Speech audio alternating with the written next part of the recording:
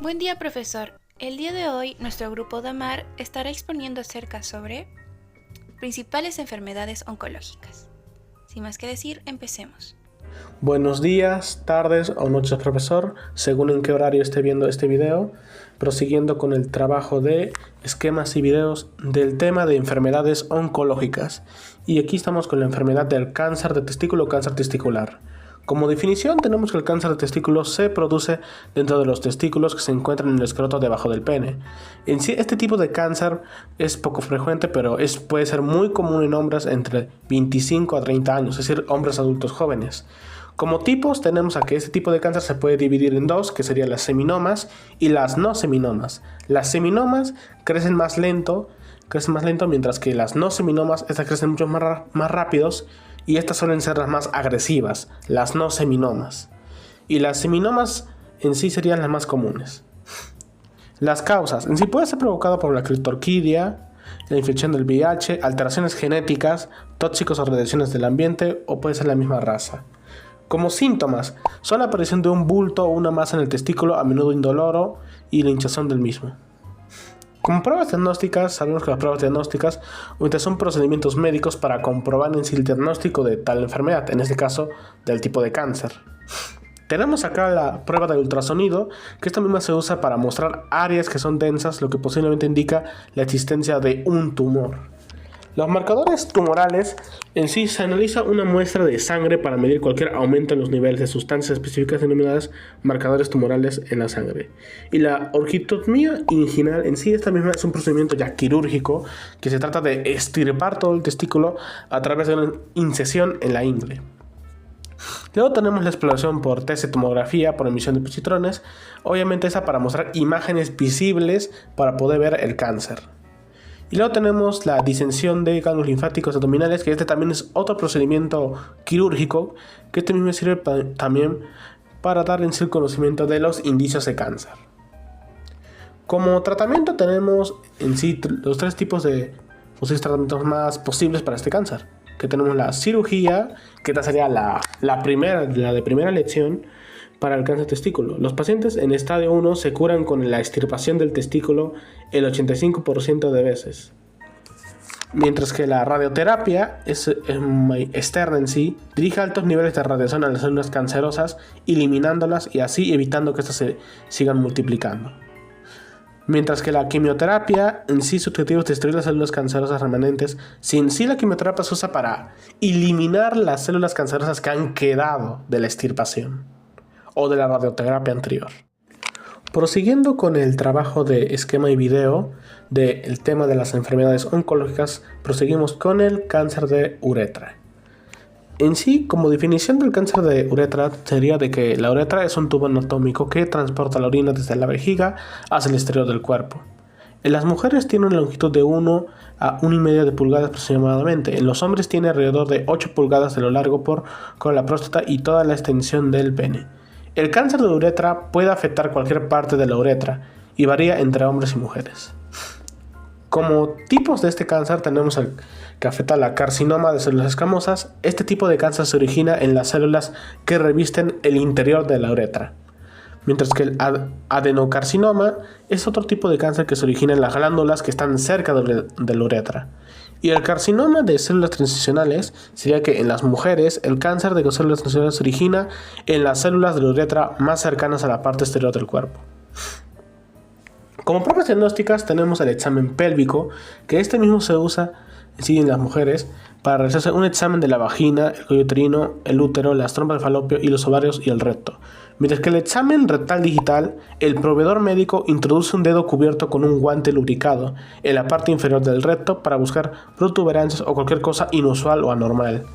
Mientras que la biopsia, el médico puede tomar una muestra del tejido o células de la uretra, la vejiga y a veces la glándula prostática, para que un patólogo los examine bajo un microscopio para buscar indicios de cáncer.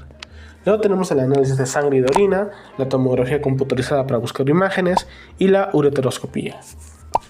Como tratamiento en sí del cáncer de uretra tenemos en sí la cirugía, que se puede ver que tiene más elecciones, como la incisión directa del tumor, resección transuretral, electrorecepción con fulguración, cirugía láser, disección de ganglios linfáticos y reconstrucción.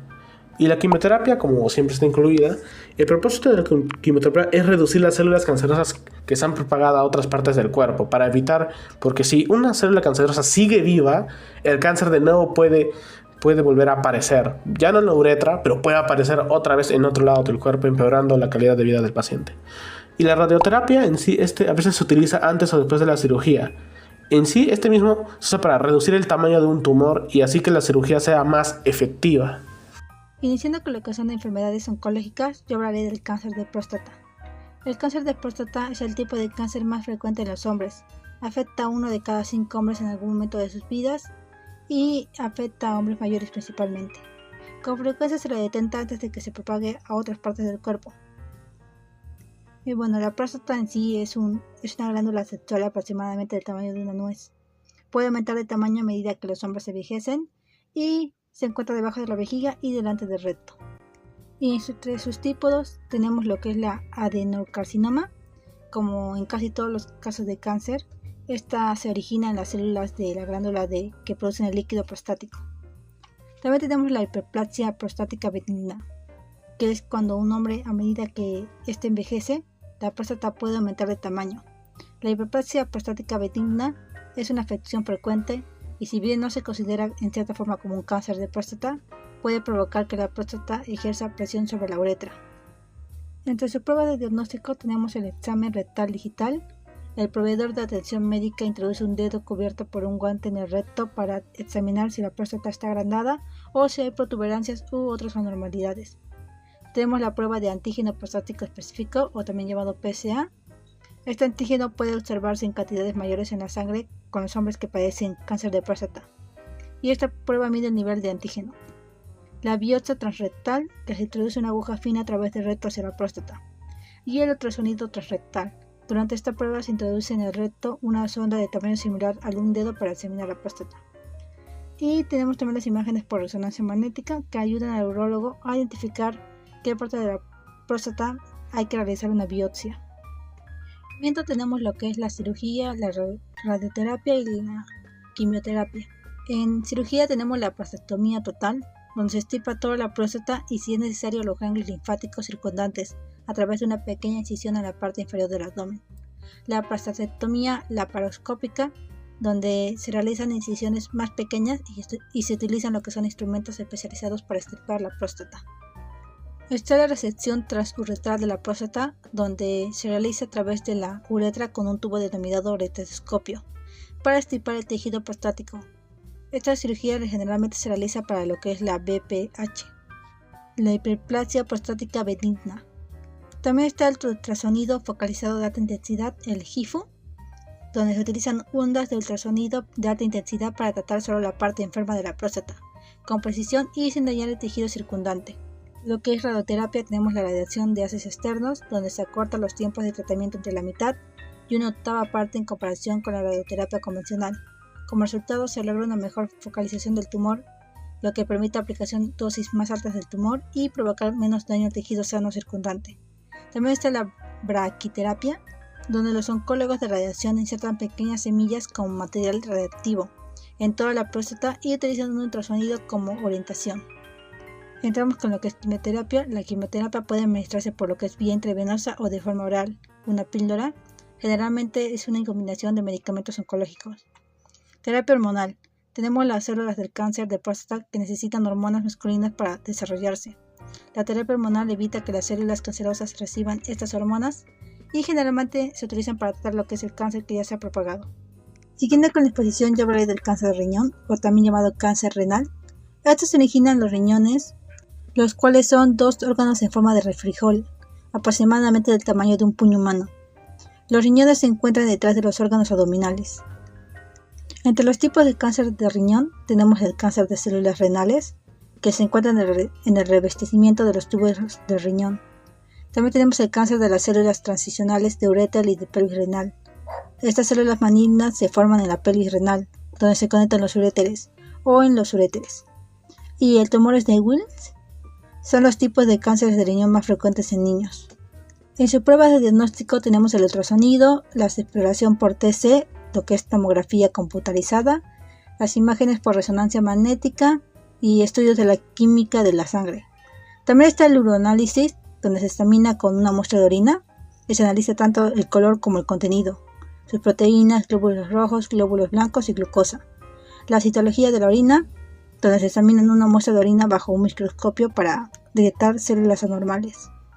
La ureteroscopía, donde se utiliza un ureteroscopio en un tubo delgado y se introduce a través de la uretra hasta el uréter, y la vejiga y la pelvis renal. El examen de la función hepática, donde se analiza una muestra de sangre para detectar cualquier cantidad inusual de enzimas específicas, lo que podría indicar que el cáncer se ha propagado al hígado. En tratamiento tenemos tanto cirugía como lo que es terapia.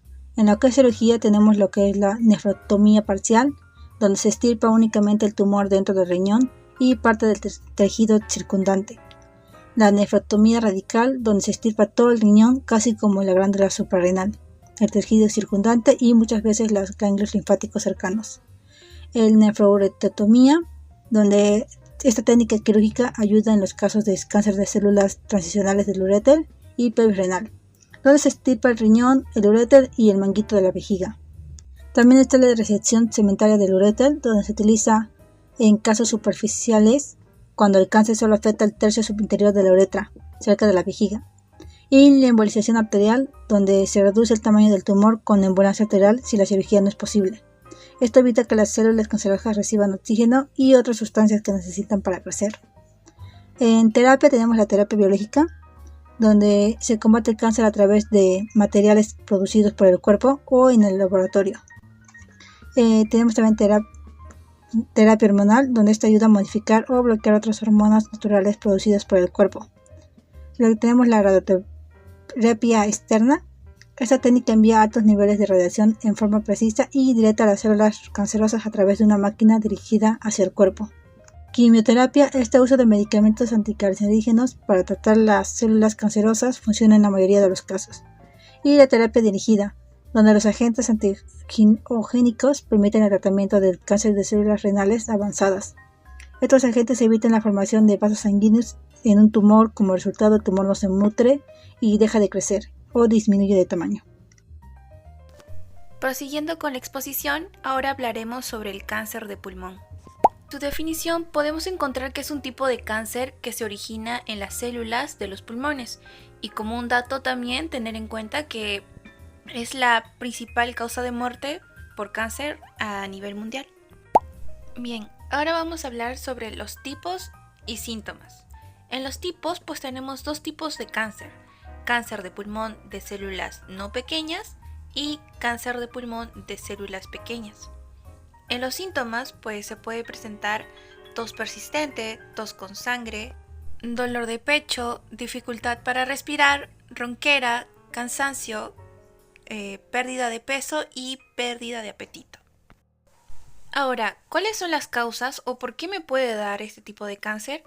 Pues uno de sus factores pues puede ser el fumar, el estar en exposición a humo de leña, exposición a sustancias químicas, contaminación del aire o de tu entorno y antecedentes familiares de cáncer. Y también puede influenciar a veces lo que es la edad. Ahora, exámenes de detección. Pues existen pruebas de laboratorios, que estos podrían ser procedimientos médicos para los que se analizan muestras de tejido, sangre, orina u otras sustancias del cuerpo, y también radiografía del tórax. También hay otros tipos de pruebas, como el estudio citológico de esputo, donde se observa una muestra de esputo al microscopio para verificar si hay células cancerosas.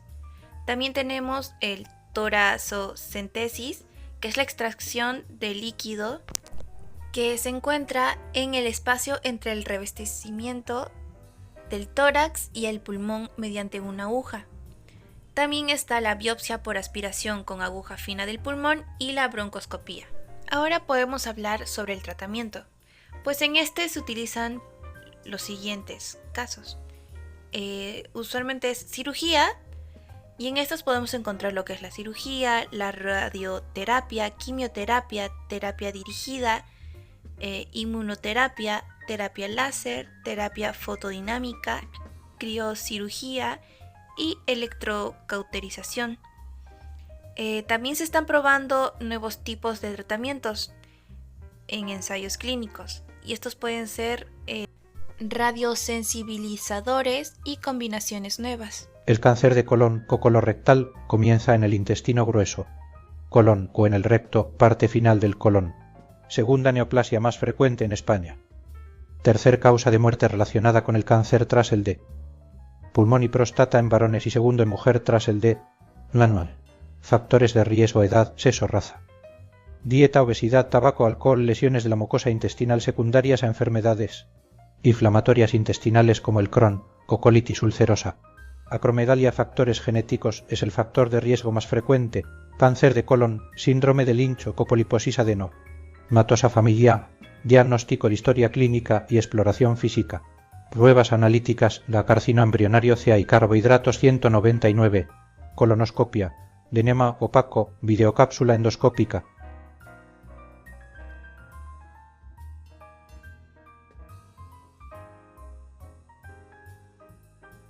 Cirugía: extirpación de la zona afectada. Colostomía: apertura desde el colon hacia el exterior.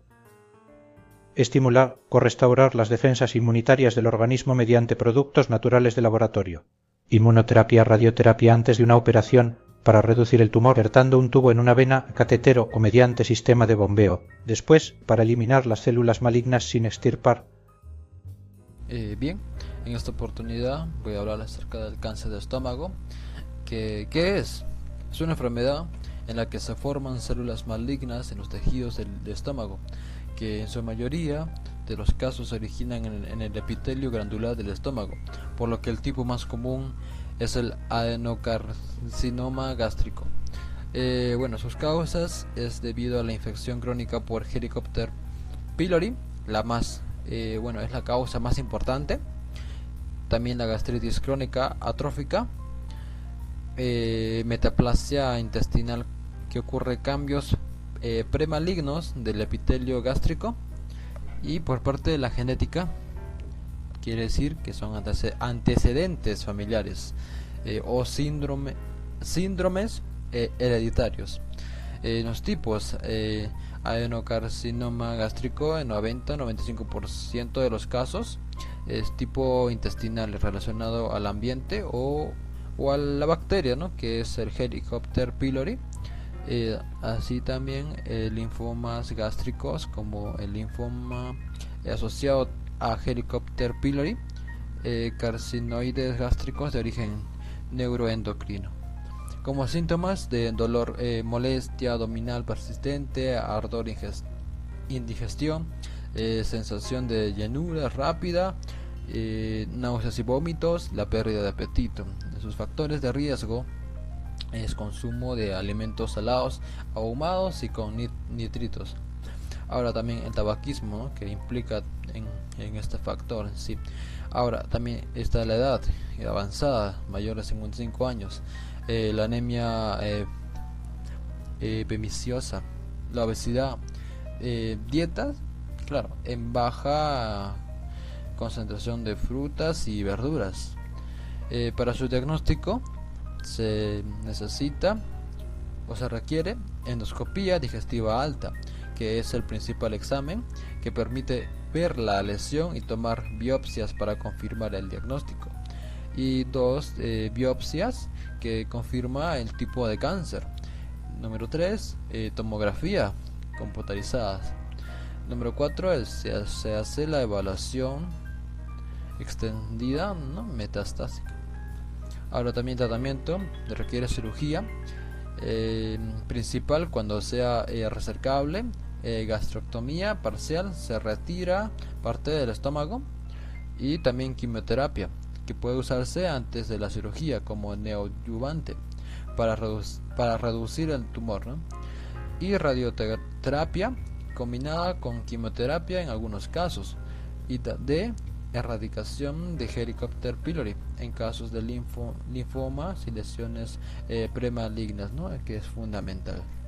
Bien, pasando a cáncer de laringe, que es un tipo de cáncer que se origina en los tejidos de la laringe. un órgano ubicado en el cuello que participa en la respiración, la deglución y la producción de la voz. Sus causas en sí es el tabaquismo, que es el principal factor responsable de más de 80% de los casos.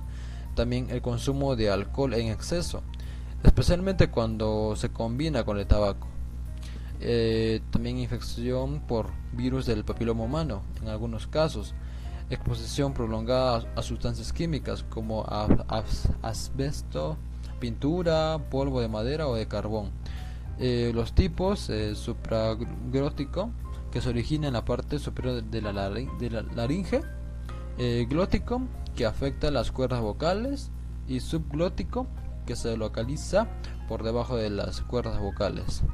Es menos frecuente y suele diagnosticarse tarde. Como síntomas: ronquera, cambio de voz persistente, también dolor de garganta, sensación de cuerpo extraño en la garganta y una tos persistente, ¿no? Y también dificultad para ingerir alimentos o también, ¿no?, para tragar. Pasando a factores de riesgo: consumo excesivo del alcohol, también el tabaquismo, que es el principal factor que anteriormente lo dije. También está la edad avanzada, mayores de 55 años, antecedentes personales familiares. Esto sería como genética, ¿no? También de que nuestro sistema inmunológico esté debilitado. Ahora, en diagnóstico se requiere o se necesita laringoscopia, que se visualiza directamente de la laringe con un endoscopio, y biopsia, que se extrae una muestra de tejido para confirmar el diagnóstico de cáncer, y tomografía computarizada, ¿no?, que determina la extensión del tumor y su relación con los tejidos. Ahora, también en el tratamiento: cirugía, microcirugía con láser, ¿no?, para los tumores pequeños, y radioterapia puede ser usada solo en casos, en tumores pequeños, ¿no? Quimioterapia usada principalmente en etapas más avanzadas o junto con radioterapia. Y la de rehabilitación del habla, ¿no?, que es fundamental en los pacientes con cirugías de la laringe. En la que las células del tejido mamario crecen de forma descontrolada y forman un tumor maligno que puede invadir los tejidos cercanos y producir metástasis a otras partes del cuerpo. Las causas son, por ejemplo, no existe una causa única. Se debe a mutaciones genéticas en las células mamarias, que pueden ser, por ejemplo, heredadas, adquiridas por factores hormonales, ambientales o del estilo de vida. Envejecimiento celular, influencia hormonal, por ejemplo, el estrógeno y progesterona. Síntomas: los síntomas son bultos o masa en el seno o axila, cambios en el tamaño o la forma del seno, secreción anormal por el pezón, por ejemplo, clara, sanguinolenta o amarillenta, pezón invertido o hundido, dolor persistente del seno, inflamación parcial o total del seno. Los tipos de cáncer de mama: los tipos son carcinoma lobular invasivo, cáncer de mama inflamatorio, enfermedad del Paget del pezón, cáncer de mama triple negativo. El diagnóstico son autoexploración mamaria, examen clínico del seno, mamografía. Este es un estudio principal de detección. Ecografía mamaria, resonancia magnética en casos especiales, biopsia, análisis de receptores, estrógenos y progesteronas, estudios genéticos si hay antecedentes familiares fuertes. El tratamiento depende del tipo, del tamaño y de la etapa y de las características del tumor. Por ejemplo, tenemos la cirugía La cirugía se refiere a lumpectomía, a mastectomía y a ganglio centinela. Y también podemos realizar radioterapia. Esto reduce el riesgo de recurrencia. Tenemos la quimioterapia para tumores agresivos o avanzados. Inmunoterapias. Esto es indicado para algunos tumores triple negativos.